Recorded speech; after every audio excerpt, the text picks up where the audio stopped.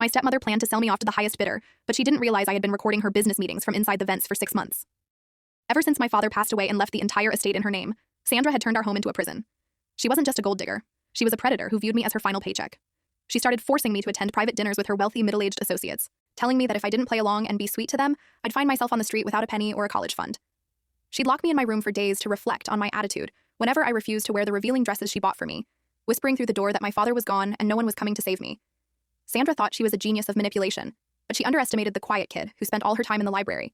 While she was busy hosting cocktail parties and flirting with board members, I was installing pinhole cameras in the study and syncing them to a cloud drive she didn't even know existed. I watched her forge my father's signature on a codicil to his will, and I recorded her laughing with her lawyer about how she had slowly replaced his heart medication with something that wouldn't show up in a standard talk screen. She was so confident in her victory that she actually set a date for my engagement to a man 3 times my age, telling me that once the papers were signed, I would finally be out of her hair. The night of the engagement party, I waited until the house was filled with the city's elite, including the very judges and police chiefs she used as social props.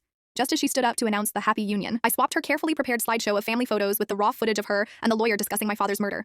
The room went dead silent as her own voice echoed through the ballroom, detailing exactly how she had manipulated the will and how she planned to liquidate me next. Sandra's face turned a ghostly shade of gray as she realized the meek girl she had been bullying was standing at the back of the room with the lead investigator of the major crimes unit. She's currently serving a life sentence without the possibility of parole, and the estate was returned to me through a court order that cited her extreme moral turpitude. I kept the house, but I burned every piece of furniture she ever touched, finally breathing air that didn't smell like her expensive perfume and cheap lies.